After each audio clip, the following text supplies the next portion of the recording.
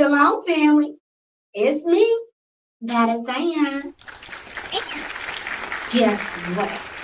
Today, I'm going to be speaking about truth, love, from my personal experience, of course. Okay? All right now.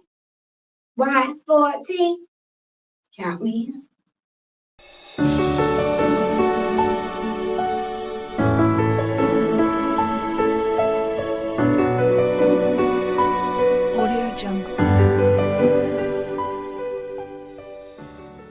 Turn out for joining me, family. Okay, so I'm going to do something a little different today. A little different. Now, I know I make videos, podcasts and things of that nature about ungodly men and ungodly women and stuff of that nature. But what I realized, I have not did a background, baby, on myself within these relationships that I've been in the past when I was in the world. And guess what? I'm going to do that right now. Why? Because I'm not ashamed. Okay? All right now, to be able to talk about things, you have to be relatable to people. And I'm going to show you just how relatable I can be. God. Now, let's begin. Me, that is I am. I've been in worldly relationships, right? We're not in the truth. So, I've noticed after sitting down with my ish 720, and we be having conversations and stuff like that. It be so heartfelt, so amazing, and so beautiful to be able to sit with someone who has the same mindset as you, who has the same drive as you, who has the utmost compassion, loyalty, love, and respect for the Most High Yahweh as you do. So sometimes it's like you find yourself in an unbelievable moment or one of those out-of-body experiences and stuff like that where you sit back like, dang, I can't really believe that this is actually happening for me and to me, because it's been so many years throughout your life where you have been in relationships in Babylon now, in the world, and they've always failed time after time after time again. Now, I done seen some dark things while dealing with these men in Babylon, right? That Zion has been cheated on, God. That Zion has been talked about, God. That Zion has been mistreated, but that Zion has not been the most clearest person with what I was looking for as well from these worldly men when I was still in the world. I've been very indecisive at times, okay? I've been very wish-washy at times, okay? And I will be a fool to sit here and lie to you and tell you I have not experienced that. So I won't say that at all. No. Now, with that being said, family, whenever you have these relationships, from my experience now, being in a relationship for like 8 years, 9 years, and things of that nature, right? I went through the ups and the downs. One moment you're going good, too much strong, everything's perfect, right? And then here it go. The flip of the coin, everything's going bad. You having to sit there and tug and pull and want someone to be around you. You be called clingy and like, oh, you're doing too much. You're showing too much love, too much expressions and stuff like that to the other partner and everything's in those natures, like it. So whenever you get yourself in a truth-based relationship, you look at it, well, I'm looking at, excuse me, like, dang, I wasted all these tears. I wasted all this communication. I wasted all this devotion. I wasted all this sincerity. I wasted all this love on the wrong people, huh? When all that stuff really was not meant for them. It was meant for the person that I'm with in the truth, huh? Because I don't get the, oh, you're being too clingy. You don't get the, oh, you're doing too much. Dang, you always want to hold my hand. Why don't you just let me breathe a little bit? You don't get that in the truth.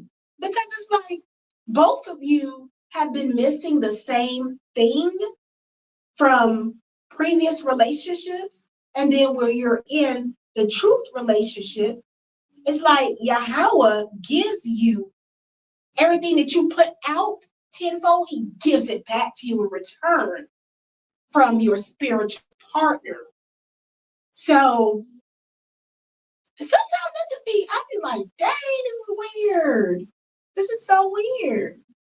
And I'm like, okay, whenever we do the podcast and stuff like that, right? It's like we're sitting down and we're getting our precepts together, our lives and things of that nature on whatever topics we're talking about.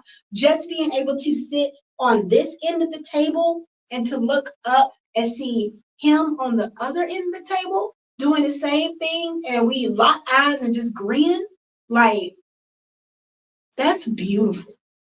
That's beautiful, because you don't have to question, you don't have to wonder if this person that's sitting across from you from that table is going to be faithful to you. You don't have to wonder or question if this person is going to uphold the covenant with not just Yahweh, but the covenant that they said that they're going to hold with you as well. It's no uncertainty there. It's no uncertainty there. And then from being in the world as a woman, being in the world with these men in these relationships and things of that nature, you're always put in a position, if they're not raised right now, you're always put in a position where you have to be the one in charge, or you have to be the sole provider, or you have to be the one to think quick on your feet and make judgments and things like that, not only just for the household, but for your children, and to include sometimes for that man or that woman, if there's some guys watching this, and things of that nature, right? It's like, dang, why is it I have to think for you and myself? I understand helping the kids, but you thinking for you and myself, that's too much. That's just too much, especially when you older than me. You know what I'm saying? By a few years and things of that nature. So, like I said, it's the difference. Because when you in the truth and you're willfully submitting to your Ishkan and Yahweh as well, most importantly Yahweh, when you're willfully submitting to the man that Yahweh has put in your life to be your lead, to be your protector, to be your head, to be your Lord, it's like, it's beautiful. You do not have to worry about anything. That worry, that stress is lifted off of you. Like, dang, like, I've been single. I'll tell you, that is saying I've been single. You know what I'm saying? I've been single. So whenever I sit in the room and stuff and I'm watching my Netflix shows and things of that nature, just to hear 720 being in the kitchen, opening the fridge, or just doing something, things of that nature. It's a good feeling to hear someone amongst you in your presence that Yahweh allowed to be in your life, right? Because you've been sitting home, probably in that bed or on that couch or wherever it is that you sit, alone, in complete darkness. Not saying your lights off, but in darkness, as in that relationship phase where you probably just gave up on searching for someone because there's too many games out here being played in Babylon. So you just gave up, you know? And it's like just to have, just to be able to get up, walk down the aisle, the hallway, so like it, and see your partner who is doing everything to keep you, not bringing you any grief, not forcing you to do things that you don't want to do, that is extremely compatible with you. That is a blessing, and that's a blessing from the Most High Yahweh. Every single day, if any of you viewing this, if you have your spiritual partner and things of that nature in your life, wake up and tell Yahweh told our Rabbi for delivering you from that wickedness, that mindset that you were in the world and the people that you dealt with and stuff like that. Just told out Yah for giving you a blessing. And and that's the thing, the blessing is not always going to come when you feel it should come. It's like it, right? Because like in our situation, it's like 720 already done went through the things that he went through before coming to me. So whenever he was in the mindset of, I'm not talking to any females, I'm not about to do this, I was going through the stuff that he already went through. So by the time I was able to be released from those curses of Babylon, and some of them very well by the choices I made also, right? When I was finally able to be released from those curses, and I was coming into the truth wholeheartedly, trying to find someone, and it just wasn't working out for me at all, right? I started to give up. As soon as I started to give up, that's when 720 came. That's when he came. And it was all through Facebook, Israelite dating group we were both in.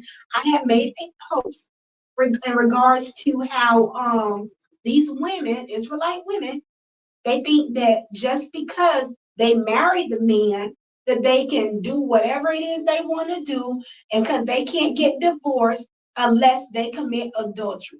720 went and he liked that post and he commented. The admin of that post called me on Facebook Messenger. And first of all, don't be calling me on Facebook Messenger. That's crazy. But called me on Facebook Messenger and told me they have to remove the post because it's causing a disturbance with the other ladies in the group. And I'm not understanding, like, why is it causing a disturbance? Because it's like, the truth is the truth. You women can't sit here and very well get married and then become wicked, or get married, hide your face, and then want to show your tail once you walk down walk down the aisle and say I do and everything signed and sealed. No, somebody got to stand up for the men, for the brothers. So yeah, she ain't like that. But then she told me that what she gonna do is put the post inside the messenger chat group thing like that. So that's what they did, right? Right. So 720 seen it, and then he commented and stuff, and it was a similar situation that he has went through. So I asked him, well, what do you mean? And that's when he jumped in my inbox, jumped in my inbox was a small. Jumped in my inbox, and we started communicating from there. He introduced himself as daggone cold as he could, which I'm thankful that he did, Yahweh, as Torah and Tanakh only. And me being a messianic, messianic, you know what I'm saying. But anyways, me being that, I was like, well, what's Torah and Tanakh? Because I didn't know, and plus I was freshly in the truth, so I didn't know. So well, let me not say freshly in, because I came into truth in 2022 of November. But what I mean by freshly in is like Torah Tanakh, right? Kind.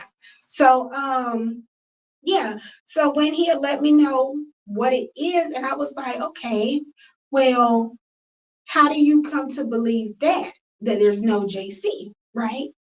So that's when he started teaching me. And that's when he started showing me Moray Alicia. May he rest in peace. And y'all have coverage over his memories and things of that nature. He introduced me to Shamra Habri, because I was under the impression that women couldn't speak, right? So coming from the Messianic standpoint, okay? So I was under the impression that women couldn't speak. And at this time, with him trying to get to know me and introducing me to these other things, these blessings, okay, I was still in the midst of the camp, right? Which is Messianic, right? So this was around, this was before Passover.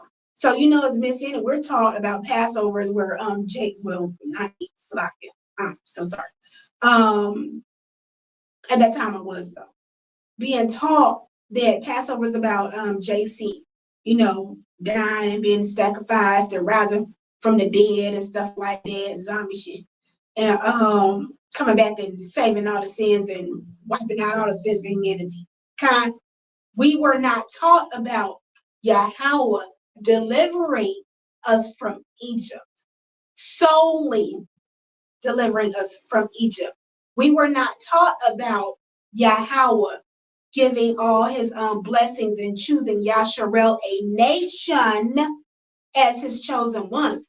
We were only taught about it being JC as the chosen son, which you have to understand now, I was receptive to the teachings from the camp because I came out of Christianity, and I've been in Christianity for 30-something years, baby. You know what I'm saying? A long time, right? So what 720 was already thinking was, when he was speaking to me and things of that nature, just, you know, trying to get me to get an understanding of Torah and Tanakh, he already had in his mindset that I wasn't going to roll over, kind, that I wasn't going to be acceptable, kind, that I was not going to be able to let go of the New Testament doctrine, the New Testament slave mind, the New Testament false Messiah, kind. But little does he know, as I was listening to these different mores, right, and I started to open up, because at the time I had KJV, right? So I started to open up KJV, and I took it upon myself to fold the New Testament part, hide it, and stay within, as we called it back then, Old Testament, but we know that not to be true, because ain't nothing old about that. Yahweh's words are forever. Okay? So Tanakh. So I started to just study that part right there, right? And that's also when he gave me the copy of Moreh Yeshaya's book, Khan, on I don't know what to go, but it's the blue and white copy. It's about like New Testament stuff, how to break down the stuff in New Testament, the precepts and things of that nature, with Torah and Tanakh, to debunk JC. So I started reading all that, and then I started going through. Remember, once I said my KJV, I started going through, so I had to flip the daggone pages of the New Testament back open. Con. So I started going through that, going from Torah at the time, and seeing where Yahweh gave all the blessings and made the covenant permanently with the Yisraelites. Okay? So then I had to go to Acts chapter 15, which is New Testament, right? And I believe it was verse 7. or 7 through 10 or something like that. But it's stated in there that Paul, either Paul or Peter, has said that this is the new covenant from God. Because I know now that Yahweh is definitely not speaking in there. But that's the new covenant between God and the Gentiles. Okay? So I'm like, well, hold on now. I just read in Isaiah where Yahweh stated that his words are true. His words will never come back void.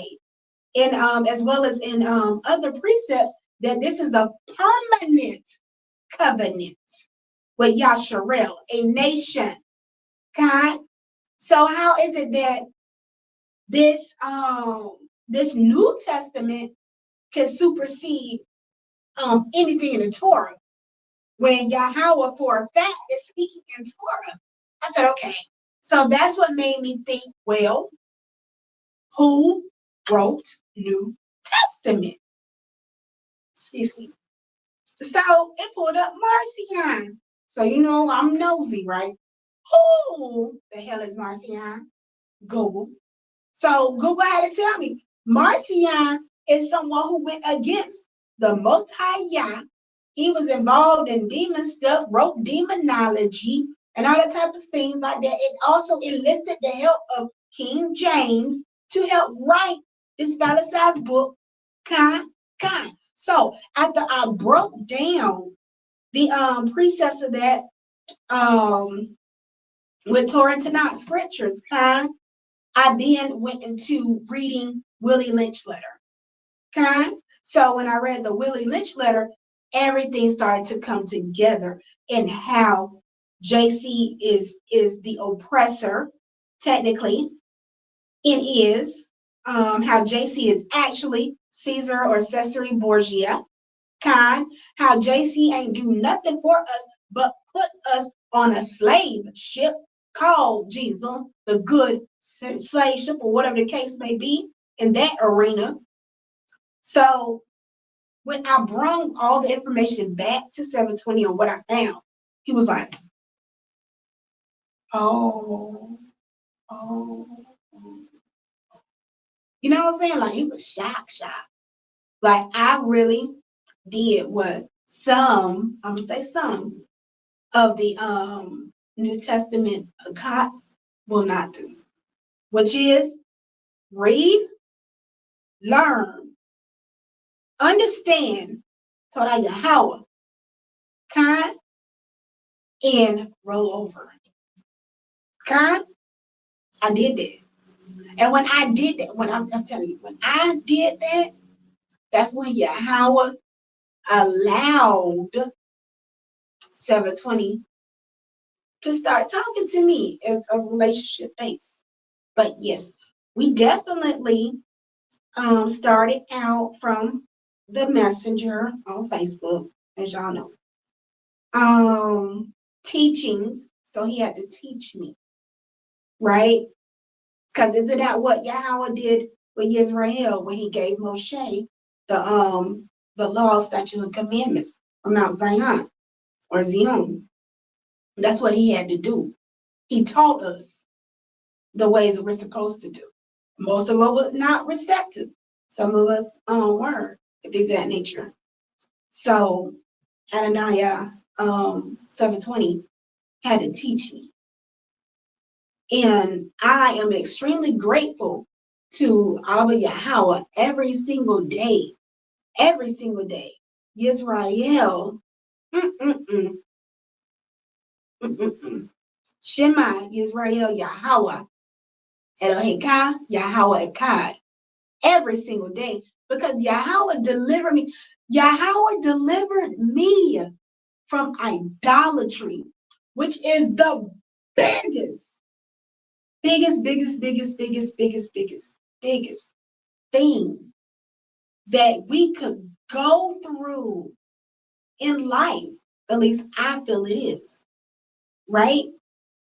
He delivered me from that. So I'm not serving false deities.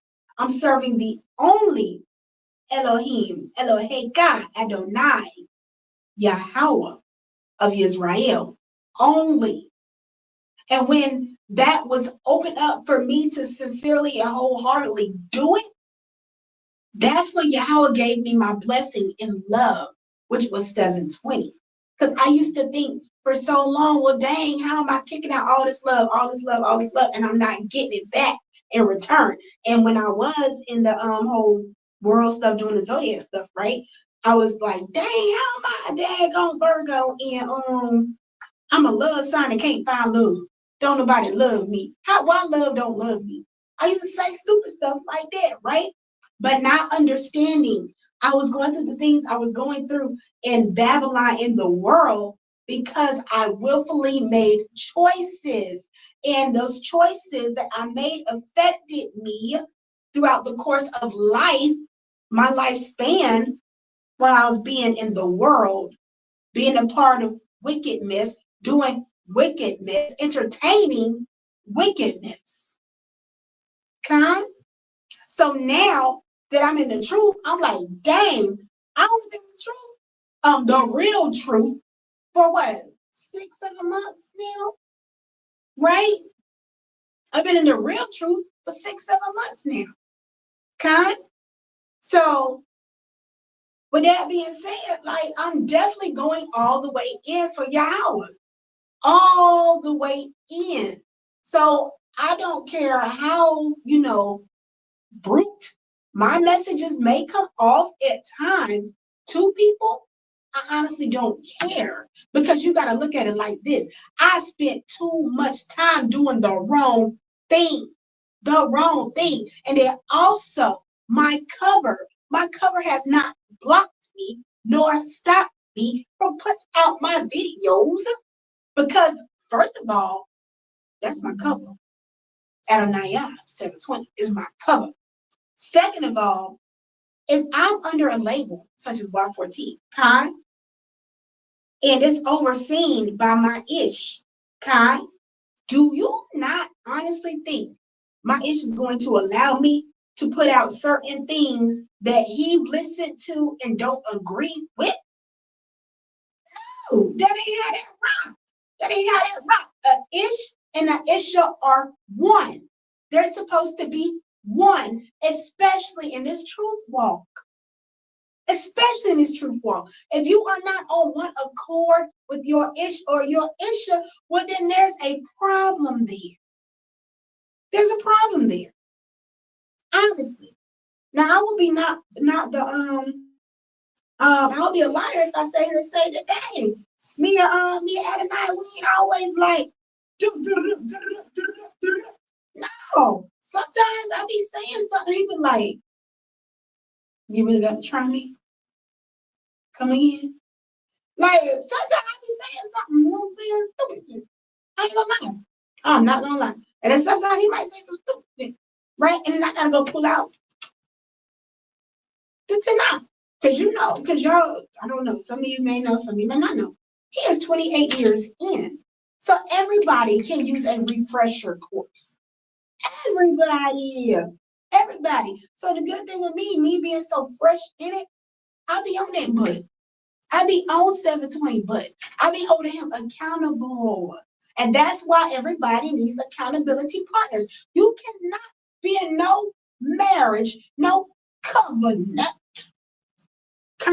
with somebody you can't hold accountable, and that person can't hold you accountable as well. That ain't gonna work, especially with the Most High Yah, because the Most High Yah is definitely holding us accountable for all the decisions that we've made by having us live out these curses, and not just the decision from our forefathers, not just those decisions, but we definitely are the product of their decisions, their bad decisions. We definitely are. But to include the decision that we are making willfully and knowingly, as well as unknowingly. Those are our curses that we're dealing with as a nation, not as an individual, but as a nation. It's only individualized because it might be something different that each one of us is experiencing. But at the end of the day, it all comes back to one same thing, which is we as a nation forsook our Elohim Yahweh. He never left us. We left him. Honestly. But yeah, I'm extremely grateful to the Most High Yahweh for this love journey that I'm able to walk on within this truth. I'm extremely grateful. Extremely grateful. Torah Yahweh, like every single day is Torah Yahweh. Torah Yahweh. I'm not getting screamed at. I'm not getting abused. I'm not getting hurt. It's Torah Yahweh every single day. Every single day. Once you're able to figure out each other's stress points or things that might flip the other person, or something is that the past person may have done to upset this person, and then you learn how to maneuver that, not go around it, but maneuver it so that you're not adding fuel to the fire, or so that you're not accidentally causing a fire. This truth relationships are amazing.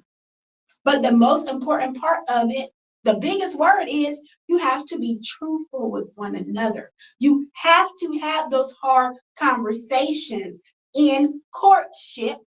You do, and be honest when you're doing it. Don't allow a man or a woman to ask you something, right? And then you phallicize a statement because you want it to sound good to that person so they continue to court you. Don't do that, because you either one, you're going to have to live up to what you said, or two, you're going to have to walk out and find another job to apply to. You cannot come at nobody half-ass. You can't. You can't, because you wouldn't want nobody coming at you half-ass and playing with you, and it's true. You wouldn't. You wouldn't. So don't do it to anybody else.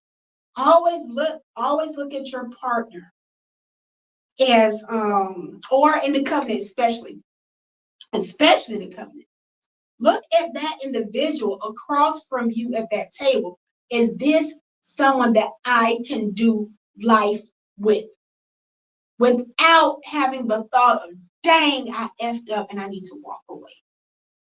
Can you seriously see that person in that light? And if that person is showing you any type of signs of familiar spirits, any type of sign of familiar spirits from stuff you may have dealt with in the past, y'all need to have a conversation, a resolve. And if there is no resolve to be had while in the courtship stage, cut your losses. And it's not really your losses.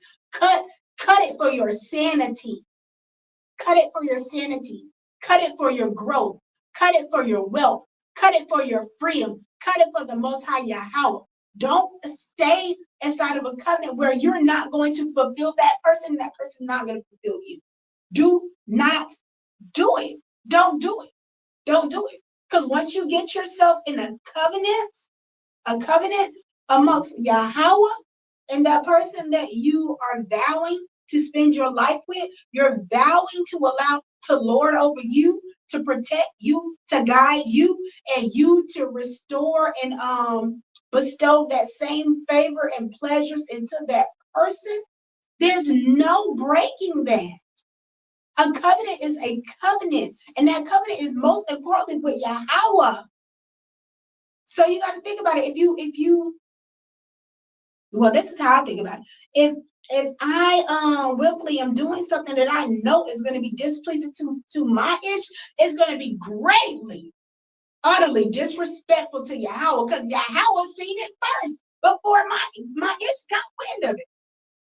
So who do I need to be pleasing, honestly?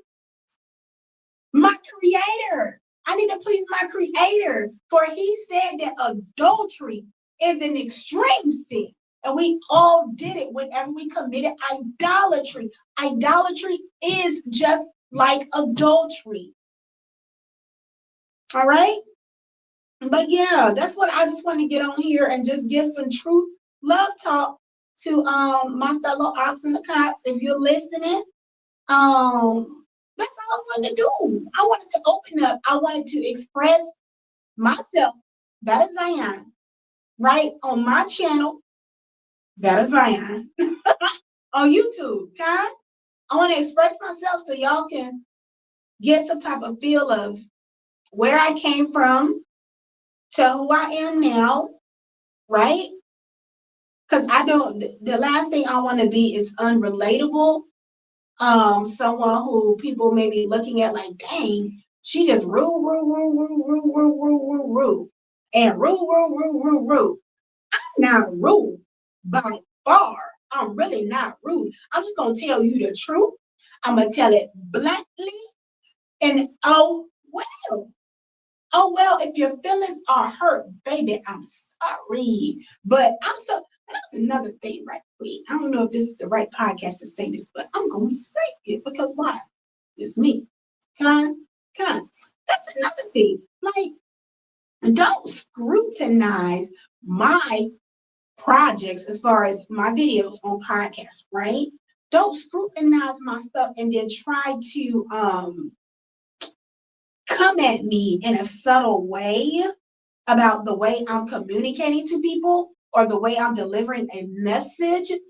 Don't do that because I'm going to continue to deliver the message the way I see fit, as long as it's in accordance to Yahweh, his laws, his statutes, and commandments, especially when my ish is pushing it. All right. I love y'all, family. So that's all I want to do. Just wanted to share that little tangent, that little love bug, because I'm in love. That is Zion's in love. All right. Shalom, America.